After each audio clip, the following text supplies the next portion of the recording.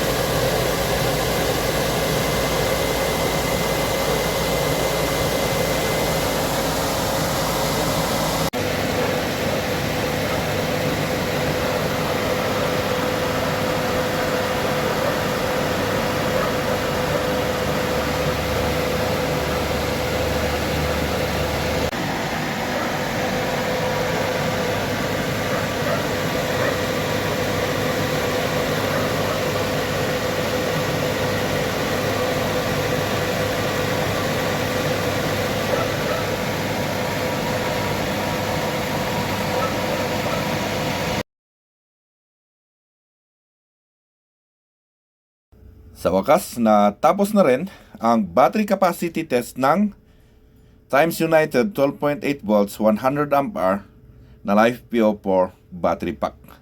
So, eto na ang resulta. Ayon dito sa DC multifunction tester na kaya ng battery pack na mag-produce ng 97 ampere. At ayon naman dito sa isang DC multifunction tester na kaya ng battery pack na mag-produce ng 94 ampere. Ayon sa Google, ang 100 ampere na battery na kaya mag-produce ng 94 ampere ay true rated. Siyempre, ako naniniwala ako na true rated ang 100 ampere na battery na kaya mag-produce ng 94 ampere dahil may mga dahilan.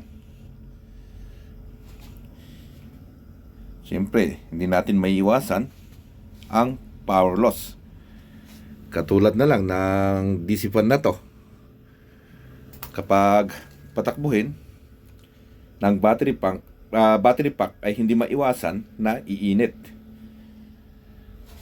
At ayon sa spec ng Times United 3.2 volts 100 ampere na battery, ang cut-off ay nasa 2.0 volts, pero yung cut-off ng BMS ay nasa 10.5 volts. So hindi na-drain ng gusto yung capacity ng battery. Kaya siguro, kaya yun, nakakuha lang ng 94 ampere na reading yung DC multifunction tester.